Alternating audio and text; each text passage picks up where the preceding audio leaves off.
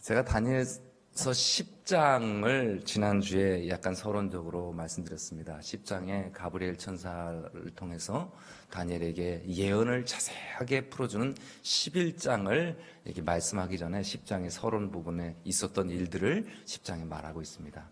가브리엘 천사를 바사국을 다스리던 루스벨 천사장, 그 천사장이 가브리엘 천사장을 막아설 때 미가엘께서, 예수 그리스도 우리의 대장 미가엘께서 그 일을 도우심으로, 우리를 도우심으로 너희에게 와서 이 다니엘에게 이 예언을 가르칠 수 있게 되었다라고 말씀합니다.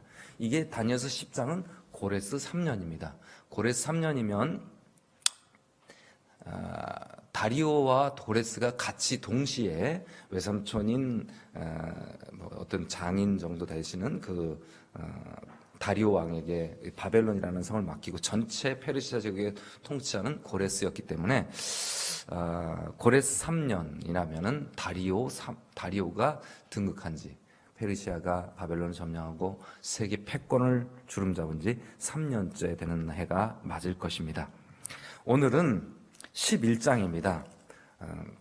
10장의 다니엘의 간절한 이 예언을 9장 24절, 25절, 2300주야까지 그 사이에 우리 백성들 위하여 무슨 일이 있을 것인지에 대해서 예언을 받은 다음에 고민해서 심지어 죽게 되었던 다니엘, 거의 죽을 지경처럼 혼절해 있는 다니엘, 그리고 그 일을 위해서 21일 이상 금식 기도하며 하나님의 백성들을 위해서, 내 민족을 위해서 기도하는 다니엘, 그의 기도에 응답하시는 가브리엘 천사, 그리고 그를 도우신 미가엘에 의해서 11장의 예언이 주어집니다. 11장 1절입니다. 내가 또 메대 사람 다리오 원년에 일어나 그를 도와서 그를 강하게 한 일이 있었느니라. 메대 페르시아의 제국 왕을 도와서 바벨론을 이기고 이제 왕조를, 새로운 왕국을 일으킬 수 있도록 도우셨었다고 말합니다. 왜냐하면 10장의 예언은 3년 후에 있었고 그 전에 3년 전에 그런 일이 있었다라고 10장의 예언하고 이어서 쭉 말씀하고 있으니까 3년 전에 이런 일이 있었다라고 말합니다. 자, 우리 여기가 떴습니까? 네. 다니엘서 11장의 파워포인트를 좀 보겠습니다. 이 다니엘서 11장 굉장히 긴 예언입니다. 굉장히 자세한 예언입니다. 다니엘서 2장은 금신상, 그 다음에 7장에는 사자, 그 다음에 곰, 그 다음에 표범, 그 다음에 놀라운 짐승 이렇게 나오지만 다니엘서 11장, 8장에는 수염소와 그 다음에 수양의 그런 거지만 다니엘서 11장은 예언이 이렇게 상징이 없습니다. 그냥 다 일일이 차근차근 풀어서 가르쳐 줍니다. 그냥 8장에 이는 메데 페르시아 바사왕이고 이는 헬라왕이다. 바사왕을 헬라왕이 무찌를 것이다. 이런 얘기가 8장에 설명되어 있는 것처럼 11장은 아예 다니엘서의 이 예언들을 풀어주기 위해서 말씀하는 거기 때문에 가브리엘 천사가 예언을 하나하나 다 이렇게 풀어서 나열해서 잘 가르쳐주는 내용입니다. 상징이 별로 없습니다. 그래서 그 내용이 굉장히 자세하고 깁니다. 오늘 전반부만 좀 보겠습니다. 다니엘서 11장 1절, 6절에는 2장, 7장, 8장처럼 상징적인 것이 아니라 그냥 문자적이고요. 그 다음에 신상이나 짐승이나 뿔 같은 게 등장하지 않고요. 그 다음에 11장의 계시의 목적은 말일에 내 백성이 당할 일을 깨닫게 하려 하노라 하고 10장에 쭉 그 말씀을 했습니다. 그 다음에 이제 쭉 풀어주는 얘기죠. 그 다음에 팔레스타인 중심, 이게 이 유대 나라, 이 예루살렘 중심으로 이 아래 위에서 얼마나 치열한 전투가 있었는지에 대한 이야기입니다. 11장은 10장의 연속이기 때문에 같은 단원으로 예언을 해석하면 되겠습니다.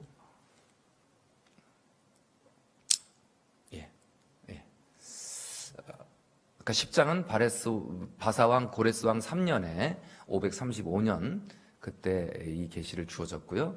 그 다음에 내가 다리오 왕 1년에 이런 일이 있었느니라고 11장에 이렇게 회상을 합니다. 그럼 538년에 도왔던 일이 있었던 일을 하죠. 그 다음에 다니엘서 11장 2절에는 이제 내가 참된 것을 보이리라. 바사와에서 이 다리오 왕이 일으킨 다음에 또 새 왕이 일어날 것이다. 바사 왕이 다리오 때는 고레스와 같은 때니까 고레스 다음에 새 왕이 일어나는데 거짓 왕 스메르디스가 잠깐 다스렸습니다. 에스라 4장 7절에는 4장 5절에 뇌물을 먹여가지고 막 나쁜 조서를 올리고 거짓 고소를 하는데, 그때 그 뇌물, 그 거짓 조서를 받은 아닥사스다 왕 때 그 거짓 스메르디스가 왕을 잠깐 찬탈했었고, 그 다음에 그 캄비세스의 아들인가요? 다리오 1세가 이제 세 번째 왕으로 등장합니다. 그때 마라톤 전쟁을 한 4만 명을 끌고 와서 참패를 하죠. 그래서 42.195m 떨어져 있는 그 아테네에 우리가 승리했다는 이 소식을 다리우스 1세 때 그리스 군들이 그렇게 했던 이야기가 나옵니다. 새 왕이 일어날 것이라는 이 다니엘서 2절에 말씀이 있습니다. 그 후에 넷째는 그보다 심히 부유할 것이다. 예.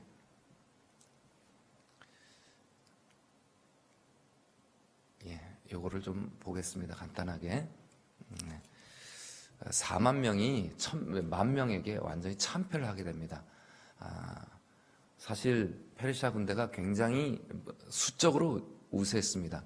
그러나 저렇게 긴 창을 들고 최대 3겹이 아니라 12겹까지 촘촘히 방패를 갖고 물샐 틈 없이 막아가면서 창을 앞으로 꺼내면서 아주 철저하게 훈련된 이 그리스인들을 이기지 못하고 거의 6,400명이나 죽고 그리스인은 190여 명밖에 죽지 않는 그런 아테네 마라톤 전쟁에서 참패를 하게 됩니다.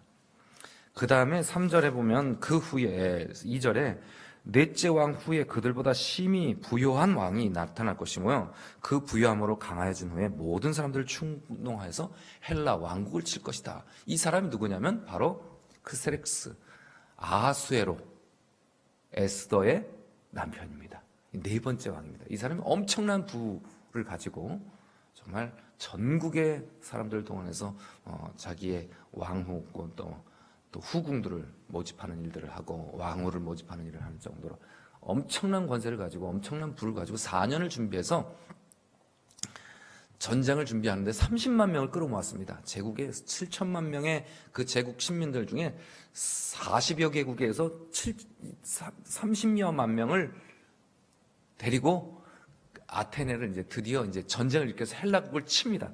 마라톤 전쟁을 아주 좀 복수를 하고 좀 수모를 좀 씻어보려고 그렇게 했습니다.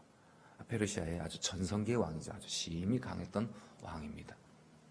그런데 그가 살라미스 해전에서 우리의 말하면 울돌목의 여수 그쪽에 아주 울돌목의 아주 좁은 해협에 있는 것처럼 살라미스라는 해협에 아주 좁은 해협에 수많은 30만 대군뿐만 아니라 해군의 엄청난 함대를 무찌르고 200만의 그리스 국민이 7천만 명의 페르시 제국의 군대를 맞서서 승리합니다. 저기 분홍색으로 이렇게 함대가 쫙 따라가죠. 그 옆에 감은색으로 이렇게 배들이 이렇게 좀 가려있고, 저쪽엔 고린도 배들이 저 끝에 있고, 그 다음에 이집트 배들이 저기 좀 한 분홍색으로 좀 있습니다. 실질적으로 페르시아 이 배들은 엄청나게 많은데도 마치 일본의 많은 배들이 울돌목에서 이순신 장군의 몇 척 되지 않는 그 배들에 의해서 아주 처참하게 무너졌던 것처럼 저 해협에서 이런 배들이 이렇게 저기를 막아서면서 철저하게 괴멸시켜서 저 전투에서 그 부유했던 에스더의 남편 아하수에로 왕은 사실 참패를 하게 되고, 그 다음에 페르시아의 모든 세력은 급격하게 사그라들기 시작합니다. 그 해전에서 아주 가장 뛰어난 그 해전의 능력을 발휘했던 사람이 테미스토클레스, 이순신과 같이 아주 뛰어난 그 지형을 잘 이용하고 그랬던 사람입니다. 의미가 있는 것이라서 여기 인용한 부분이 있어서 제가 같이 다시 재인용합니다. 여보, 아테네 사람들은 그리스를 지배하고 나는 아테네를 지금 지배하고 있어. 그런데 당신은 나를 지배하고 이 아이는 다시 당신을 지배하고 있어. 그러니 이 녀석에게 권력을 함부로 쓰지 못하도록 다 이르시오. 이 아이 스스로는 모르겠지만 이 조그마한 아이가 그리스도에서 제일 큰 권력을 가지고 있어. 예. 자기를 다스리는 아내, 그 아내를 다시 다스리는 그 아이. 예. 그 아이에게 권력을 함부로 쓰지 말라는, 예. 우리의 자녀에 대한 교육을, 우리 부모들을 아주 경각심을 일으키는 아주 사실 굉장히 지혜로운 그 데미스토클레스가 이순신처럼 아주 뛰어난 해전으로 이렇게 이겼습니다. 자, 여기 다니엘서 10장 20절을 잠깐 한번 읽어보겠습니다. 이제 내가 돌아가서 바사군과 싸우려니와 내가 나아간 후에 헬라군이 이를 것이니라. 이 지금 헬라가 저쪽에서 아직 세력이 약할 때 다니엘에게 이미 페르시아가 전 세계에서 가장 큰 제국이 있을 때 내가 이제는 돌아가서 바사군과 나를 막아섰고 그 다음에 하나님을 대적하게 되는 하나님의 도움을 입고 하나님에 의해서 다니엘서 11장 1절에 다리오를 굳세게 하여 다리오를 도운 일이 있을 정도로 하나님의 도움을 입었던 이 바사군이 이제 하나님의 원하시는 방향과 다른 방향으로 와서 이제 하나님과 대적하게 되었습니다. 그 다음에 예수님께서 미가엘 예수님께서 나간 후에는 헬라군이 이를 것이다. 이제 하나님을 대적한 제국은 무너지고 헬라국이 일어날 것이라는 얘기입니다.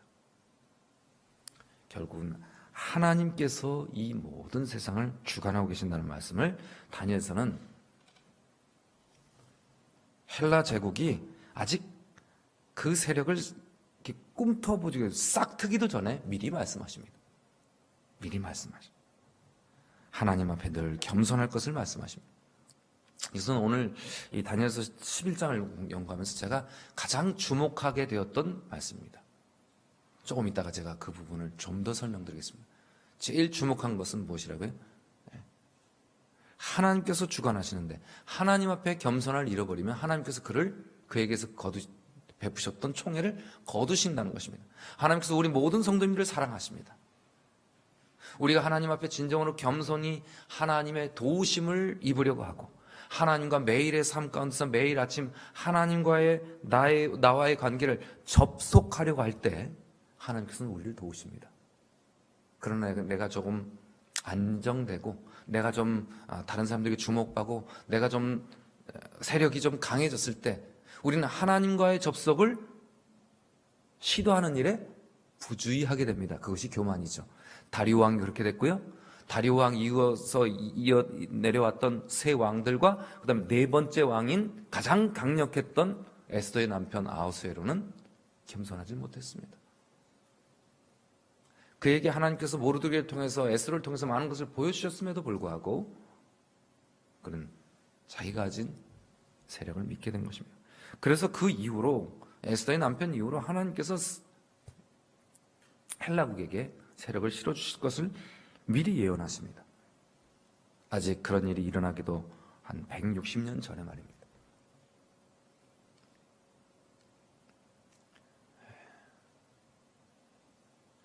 (3절) (4절을) 한번 제가 다시 한번 보겠습니다.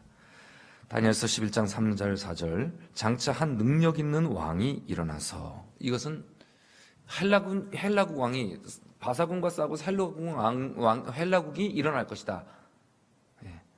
그렇게 헬라 왕국을 치지만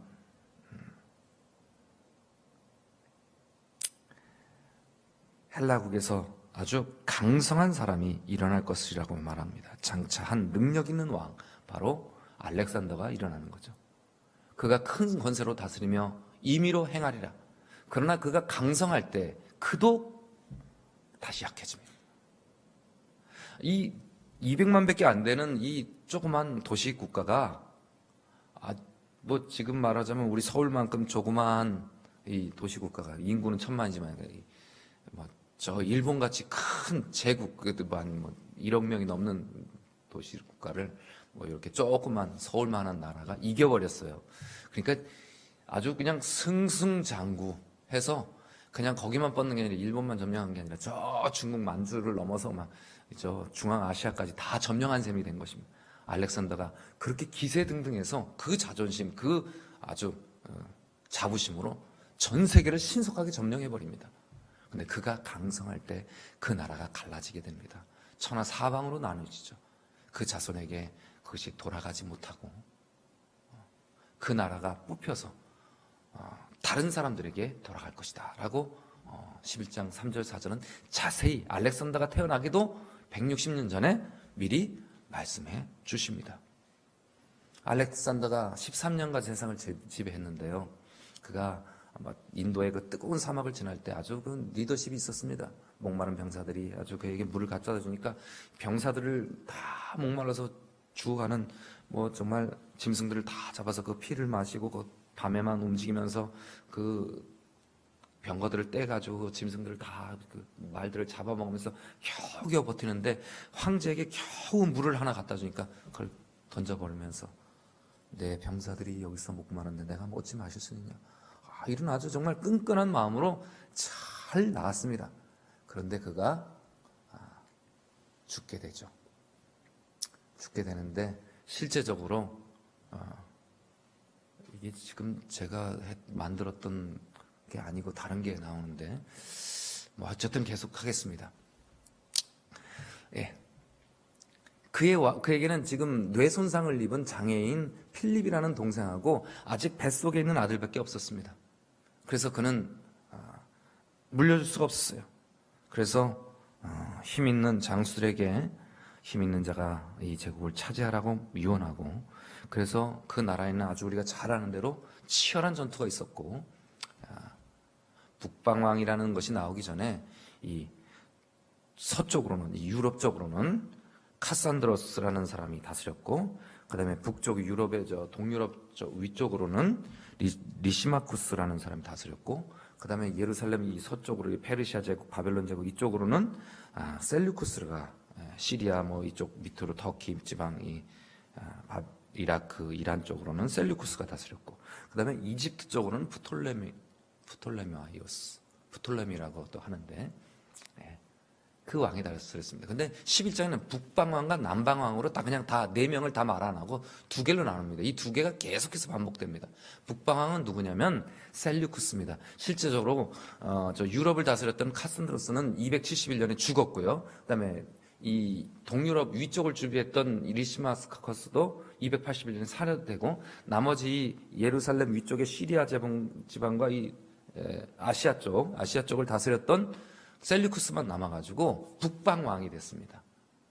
그리고 밑에는 남방왕, 이집트 왕이 프톨레미라는 왕이 일어났죠. 그래서 이 북방왕과 남방왕이 11장에 계속 싸웁니다. 이게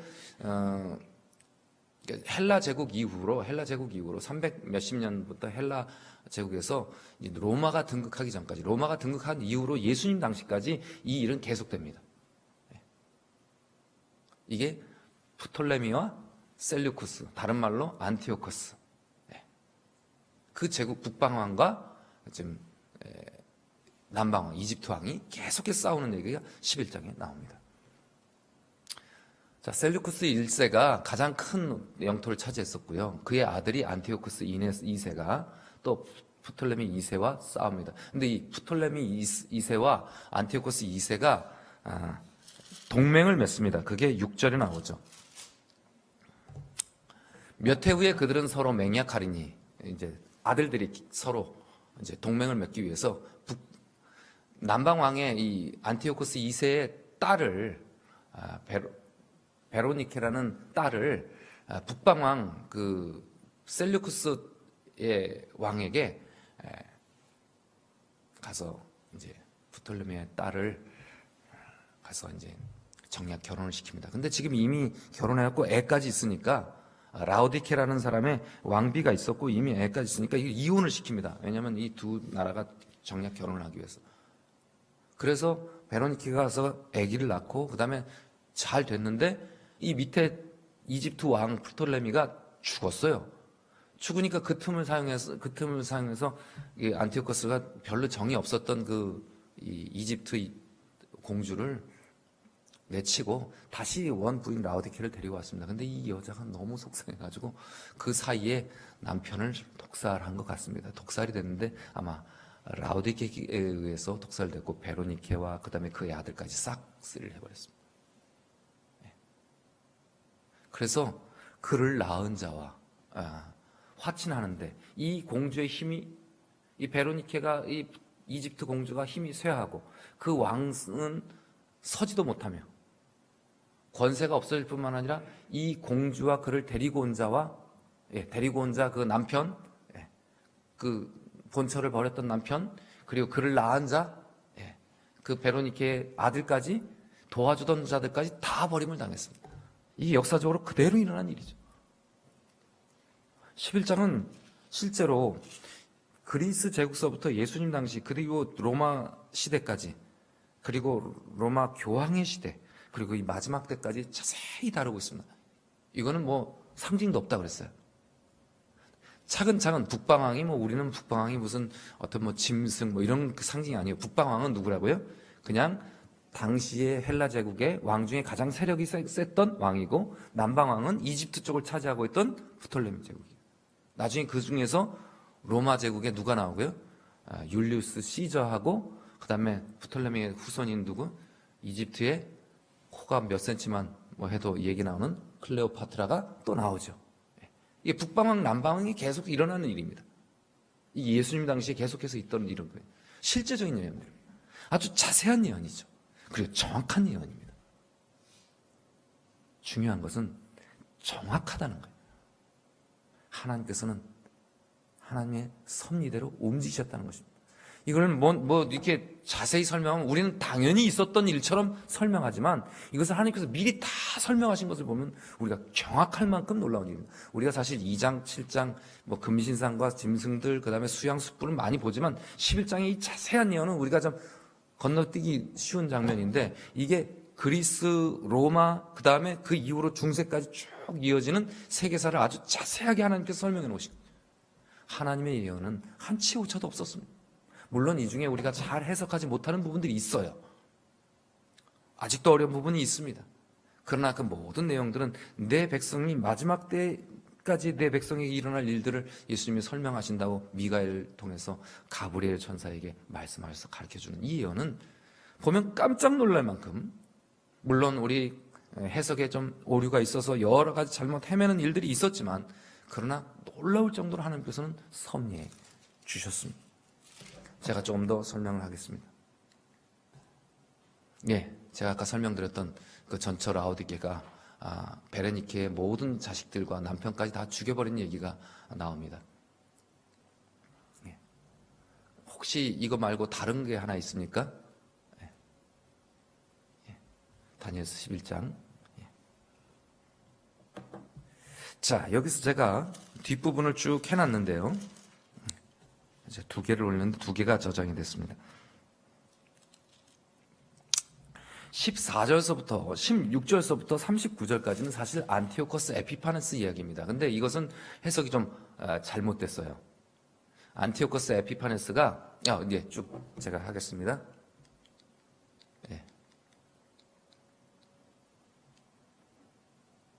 자, 12절서부터 또 보겠습니다.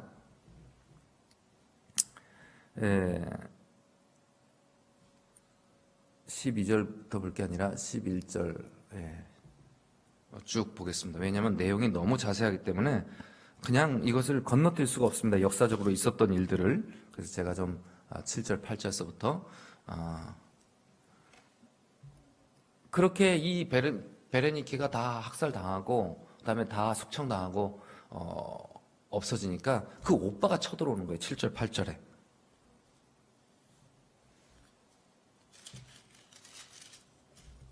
공주의 본 족속에서 난 자 중에, 공주의 족속 중에 난 자 중에 한 사람이 왕위를 이어갑니다.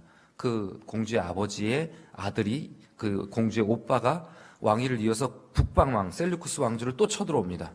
그 성에 들어가서 그들을 쳐서 이깁니다. 그리고 그 신들과 구워 만든 우상과 은, 금의 아름다운 그릇들을 다 노력하여 애굽으로 가져옵니다. 25,000개 금은 것들을 가져왔다 그랬어요.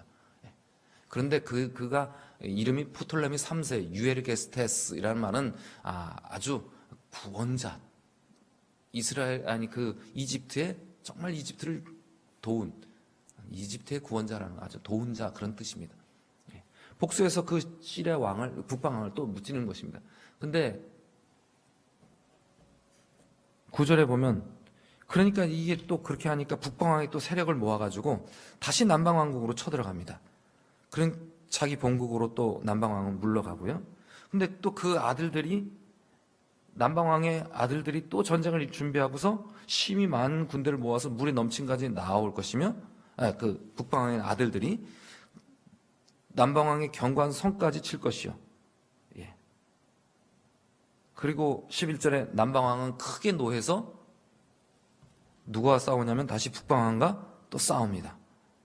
그런데 사실 이 전투가 라파의 여기 이 전투가 굉장히 불리한 라피아 전투인데 실제적으로 이 북방왕 쪽에 이 셀류쿠스 왕조의 왕들은 실제적으로 7만 명이나 되고요. 이쪽에는 거의 뭐 10,000명, 뭐 기병대 5천이라고 하는데 확실하게 이쪽에 제가 맥스웰에 다니면서 보면 기병대 5천과 그다음에 저희 7만이 됐다고 하는데 좀 그게 안 맞는 것 같고요. 좀 자세히 제가 알아봐야겠는데 어쨌든 수적으로 굉장히 열세였습니다. 소말리아의 코끼리들과 그다음에 북방에는 인도산 코끼리들이 아주 성체처럼 뭐 요새처럼 큰 위에서 벌써 창을 가지고 있는 기병들을 다 이렇게 내려서 거대한 산성과 같은 코끼리들이 위에는 102마리, 밑에는 73마리로 싸웠는데도 남방왕이 북방왕을 이겼어요. 수적인 열세에도 불구하고.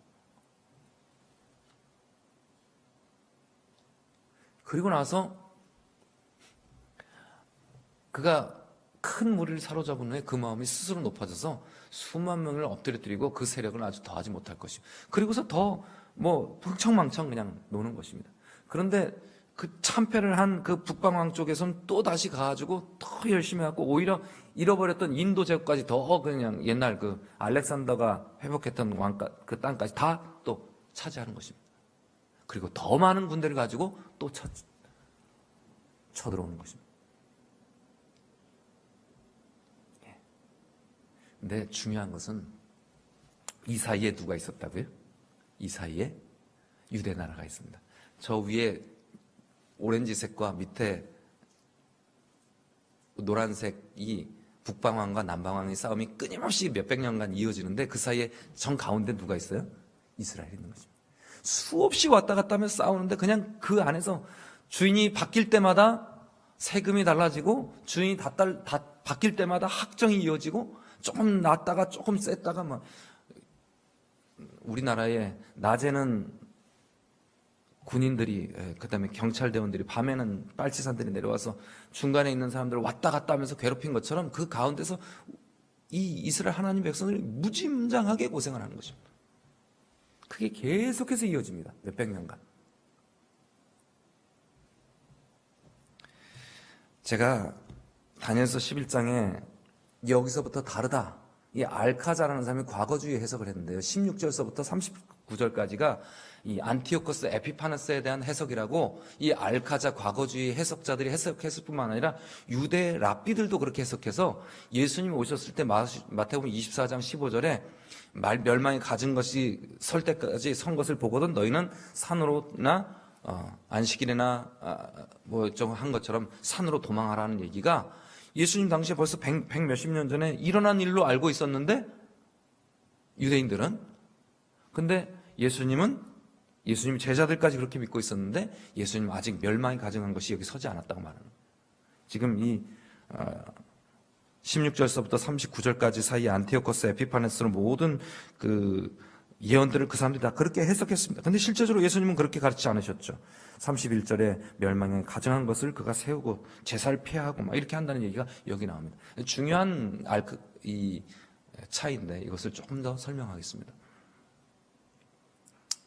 어쨌든 유대 나라를 중심으로 위의 나라가 아래 나라가 그냥 뭐 계속 싸웠다는 얘기입니다.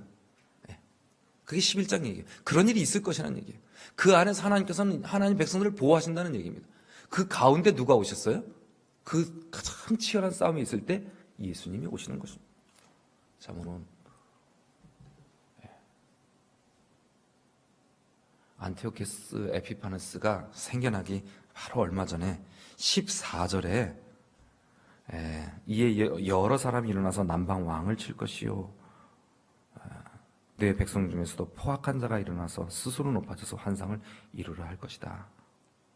그 다음에 15절의 등장은 이 북방왕이 아니라 실제적으로는 이 북방왕은 로마라고 말씀할 수 있습니다. 왜냐하면 이 시절에 바로 이 안티오코스 에피파네스 이 시절에 누가 경고를 하냐면 지금 실제적으로 유럽은 누가 지금 다 다스리고 있으냐면 실제로 유럽과 그 지중해 연안을 다 로마 그때 이미 점령하고 있는데 이 밑에서는 이집트와 누가 싸우고 있어요? 안티오코스 에피파네스 그 후손들이 계속 싸우고 있는 것입니다. 근데 이 사람들이 막 지금 이집트 쪽으로 남방 쪽으로 쳐들어가서 큰 왕국 세울까봐 로마에 사신이 와갖고 딱 명령을 합니다. 예. 참 치욕스러운 명령이죠. 예. 여기 보면 이런 명령입니다. 로마 집정관이 와서 그 황제 북방 왕에게 딱 까놓고 여기 바깥으로 넘어오면 넌 죽는다 라고 경고하고 갑니다. 꼼짝 못하고 지는 거예요. 지금 이미 그 시절은 북방과 남방왕이 싸우고 있지만 실질적으로는 역사적으로 누가 세니까? 로마 제국의 힘이 그만큼 세니까 사신이 와갖고 왕한테 금 딱 꺼놓고 여기 밖으로 나오지 말라고 합니다. 이 정도로 이제 굴욕적인 만큼 그렇게 약했어요. 그러니까 이 왕이 어떻게 했냐? 다시 거슬러 올라가면 그때가 예수님 오시기 직전이죠. 에피파네스가 여러 왕들로 하여튼 폭정을 하는데 예루살렘에 아주 최악의 순환을 겪습니다. 예수님 오시기 164년 전 아주 더욱 극악했습니다. 그래서 가이사의 것은 가이사에게 저 화폐가 그 시절에 만들어졌고요.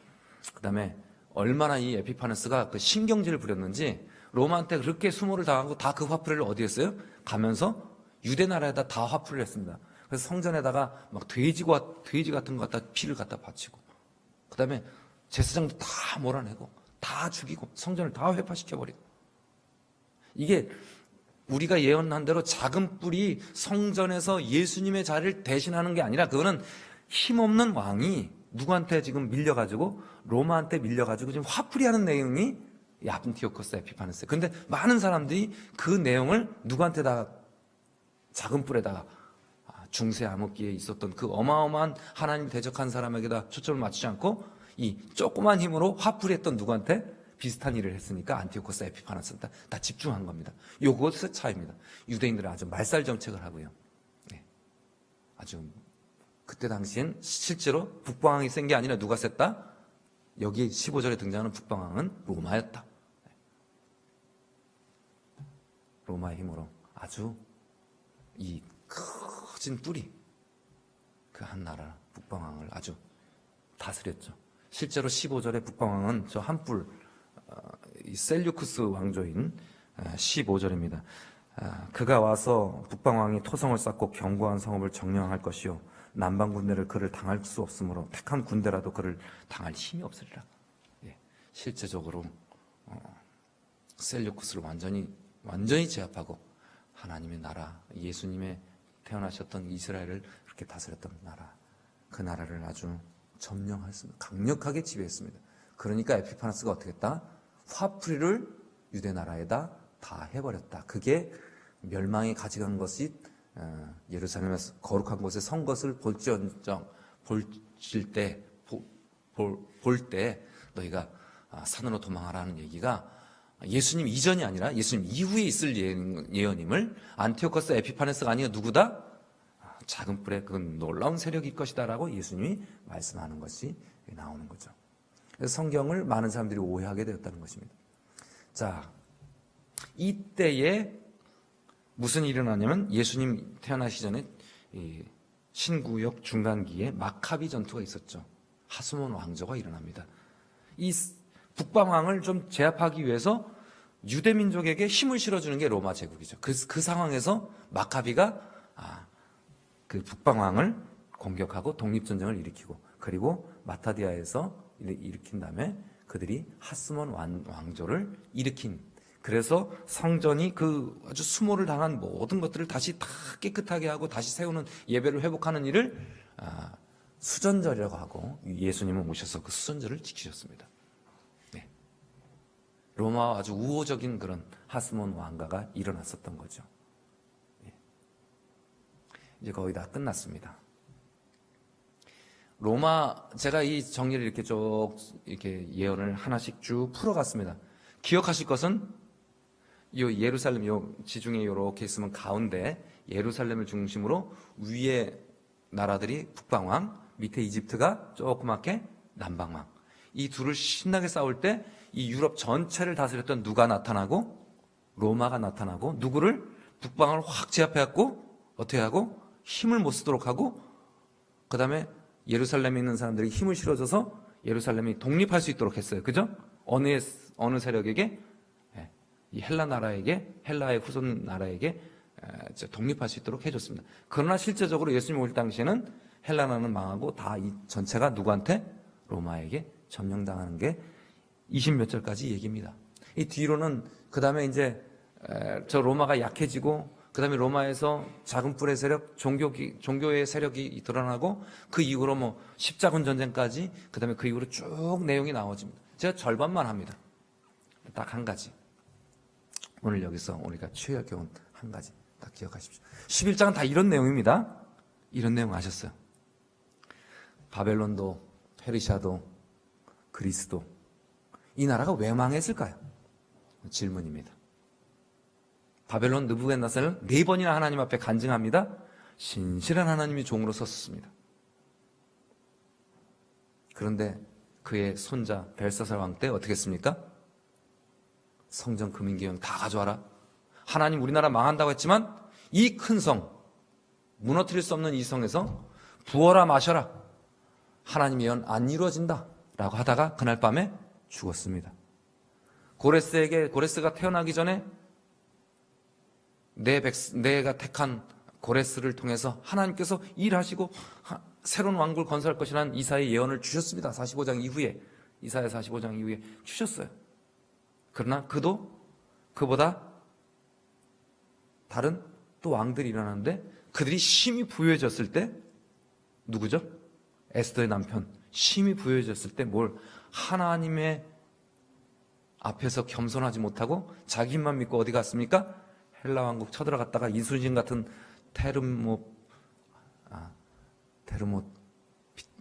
이름도 안 나오네요. 예. 이름 뭐라고요? 예. 그 테르모피테스라는 장군에게 살라미 해전에서 완전히 참패합니다. 그죠?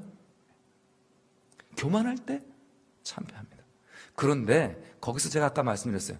7천만 명의 제국군 40여 개국의 사람들 30만 명이 어떻게 3, 4만 명 그 많지 않은 군사들에게 10분의 1도 안 되는 군사들에게 이렇게 참패를 했을까? 중요한 차이입니다. 중요한 차이. 무슨 차이였을까요? 40명의 군대 나라에서 긁어 모은 사람들은 뭐가 없어요? 억지로 끌려 나와서 자발적인 충성심이 없었습니다. 그리고 이 그리스는 다 어떻게 했습니까? 시민국가였어요. 그들은 통치자도 뭘로 뽑았어요? 조개 껍질로? 투표를 했어요. 그래서 자기의 민족, 자기 가족을 내가 지켜야 된다. 이 나라는 나의 국가다라는 그런 마음이 철저해서 자발적으로 열심히 목숨 걸고 싸웠습니다. 그러니까 300이라는 군사들은 그 조그마한 해협에서 아주 샛길에서 수십만의 군사를 대치하면서 며칠을 끌어갖고 아테네가 준비할 수 있도록 기회를 줬지 않습니까? 유명한 300이라는 영화가 나왔듯이 그렇게 용맹하게 싸울 수 있었습니다. 자발적이었다는 거죠. 그런데 에스더의 남편 같은 그 폭군, 아주 독재자, 그리고 자기 힘만 믿는 사람에 의해서 끌려 나온 사람들은 자발적이지 못했다는 것입니다. 굉장히 중요한 차이입니다. 그러면 느부갓네살, 고레스 그 이후로 이르렀던 왕들 상당히 너그러운 왕 같지만 그러나 그 모든 왕들이 다 무엇일까요? 독재자였습니다. 독재자. 로마도 사실 황제로 변합니다. 처음에는 집정관이 헬라처럼 상당히 민주적인 그런 원로원 제도와 여러 가지 제도가 있었는데 그 다음에 점점 후기로 가면서 어떻게 돼요? 황제가 등극하면서 네로 같이 폭군이 나타납니다. 모든 제국에 망하는 데는 뭐가 반드시 있었어요? 독재가 있었습니다. 우리나라의 어르신들은 사실 독재를 경험하시고 그 독재에 의해서 사실은 훨씬 더 아주 정말 우리나라가 이제 식민지 해방되고 민주화가 막 일어난 다음에 막 나라가 막 어지러울 때 군사 혁명에 의해서 이 독재라는 것이 이루어지고 그 원래 그 독재 몇 대를 거치면서 아주 효과적이었던 통치 스타일을 아직도 기억하시는 분들이, 그래서 우리나라는 좀 독재가 필요해 이런 말들 많이 하십니다. 그런데 모든 제국의 역사에서는 보면 독재가 아닙니다. 이건 어디서부터 시작할까요? 온 우주에서도 마찬가지입니다. 사실 민주적인 것 같았던 누구는 루스벨 천사장은 끊임없이 독재 스타일로 갑니다. 그런데 하나님께서는 성삼위일체이십니다. 아버지 하나님에게서 예수님이 태어나시고 거기에서 성령님의 능력이 나타난 것이 아니라 성삼위 하나님께서 항상 함께 일하십니다. 스스로 서로를 높여가면서 서로 정말 봉사하십니다. 이것이 기독교의 3대 아주 기독교 성장의 기독교 정신의 그리고 하나님의 통치의 가장 중요한 정신입니다. 자발성과 독재성, 억지로의 차이입니다. 하나님이 우리를 자발적으로 하나님을 섬기게 우리를 만드셨습니까? 아니면 우리가 억지로 하나님을 섬기게 만드셨습니까? 그런데 사단이 점령한 이 세상은 바벨론, 메데페르시아, 그리스, 로마, 그 다음에 종교국가였던 누구까지요? 교황에 의한 겸손한 하나님의 종의 그 통치를 받던 종교왕까지 그 이후로 계속해서 모든 통치는 뭘로 합니까? 독재로 나갑니다. 자발성보다 뭘 믿어요? 억지로라도 시켜야 사람들은 끌려온다라는 것을 믿고 있는, 그렇게 이 사고를 지배하고 있습니다. 교회는 어떻습니까? 오늘날 우리 교회는 어떻습니까? 성삼위 하나님께서 서로를 도와가면서 서로 협조하시면서 자발적으로 예수님은 스스로 자기가 목숨을 바치시고 하나님은 이 예수님을 가장 온 우주에 높이시고, 빌립보 2장 5절, 빌립보서 2장에 온 우주의 무릎을 누구 앞에 꿇게 하시고? 예수님 앞에 꿇게 하시고, 예수님 죽기까지 자기를 복종하시고 하나님을 가장 높이시고, 하나님은 그 예수님을 온 우주에 가장 높이시는 이 성삼위 하나님의 이 도우심, 자발성을 최고로 끌어올리는 이 통치가 하나님의 통치라는 거죠. 이 통치가 회복돼야 천국이 회복되는 것이에요. 그런데 제가 이 11장을 쭉 보면서 모든 왕국들이 왜 망가졌는가? 독재 때문에 망가집니다. 교회도 마찬가지입니다. 교회도 자발적으로 자기의 달란트를 가지고 주님께 봉사하고 즐겁게 봉사하는 일과 억지로 눈치 보고 억지로 그냥 누가 하라고 하니까 끌려가는 것과 천지차이입니다. 어떻게 하면 우리 교회는 성삼위 하나님께서 원하시는 하나님의 방법대로 우리 교회는 성장할 수 있겠습니까?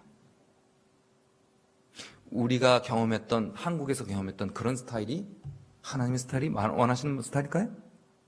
아니요. 겸손하게 모두가 내 교회, 내 가족, 내 민족을 지키기 위해서 목숨을 아끼지 않았던 아테네 병사들처럼요.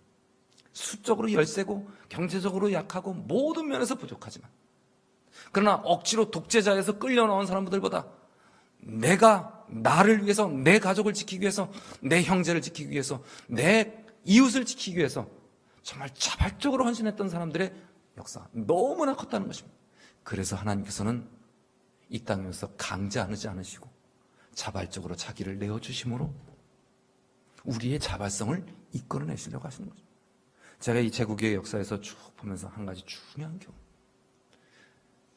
페르시아 제국이 그 큰 군사가 아테네의 작은 군사에게 질 수밖에 없었던 이 원인. 우리는 예수님을 따르는 사람들입니다. 예수님 모습을 담기 원하는 사람입니다. 교회 안에도 로마 시대에 이 제국의 통치처럼 바뀌어나가고 교황이 황제가 되었을 때, 로마도 그 집정관 제도에서, 원로원 제도에서 나름대로 민주적인 것에서 황제 중심으로 나갈 때, 그 다음에 페르시아 제국도 나름대로 잘 돌아가다가 부유해졌을 때, 바벨론도 그들이 강성할 때, 교만과 독재가 모든 것을 망가뜨렸습니다. 우리는 이 제국들의 역사를 보면서 우리 교회에서 앞으로 봉사할 때 겸손하게 서로가 서로의 의견을 존중하고 또 사랑하고 서로의 의견을 절대로 무시하지 않고 한 사람 한 사람을 소중하게 여기면서 그 페르시아 군대에 앞서서 그 작은 소수의 사람들이 정말 손방패를 가지고 구원의 투구를 쓰는 것처럼요. 그 다음에 창을 들고 그 모든 군사에 똘똘 뭉쳐서 한치의 물샐 틈 없이 그 어마어마한 군대를 막을 수 있었던 것처럼 그리스도의 희생정신, 그리스도의 겸손한 마음, 서로가 서로를 아주 끈끈하게 너는 내게 필요 있어, 너는 내가 필요 없어, 이건 아니고요. 한 사람 한 사람이 한 명만 쓰러져도 다 뚝이 무너지는 것처럼 소중한 내 형제를 지키면서 그렇게 자발적으로 봉사하는 교회, 자발적으로 사랑하는 교회가 되어야만 그리스도의 왕국은 무너지지 않는 왕국이 될 수 있을 것입니다. 혹시 동의하십니까?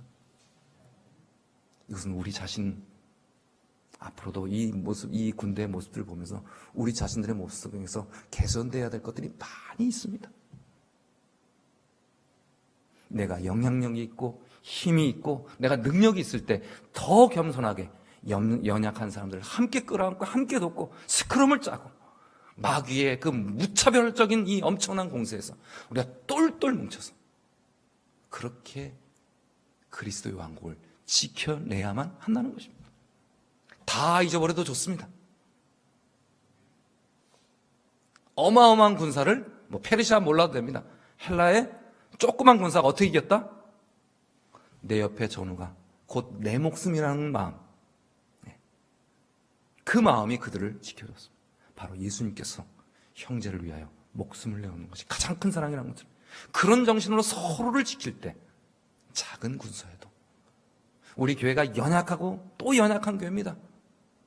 이 마지막 때 사단의 이 영향력을 받는 다른 교회, 사단의 영향력에 비해서 우리는 너무 약소합니다. 그러나 우리가 그리스도의 정신에 물들어 있고 삼위일체의 정신에 물들어 있을 때 우리는 가장 강력한 군사가 될 수 있습니다. 오늘 주님께서 우리의 마음을 붙드시고 우리의 마음을 또 쳐서 복종케 하셔서 그리스도의 마음을 닮은 가장 강한 군대로 우리를 세워주시기를 간절히 염원하며 말씀을 드리겠습니다.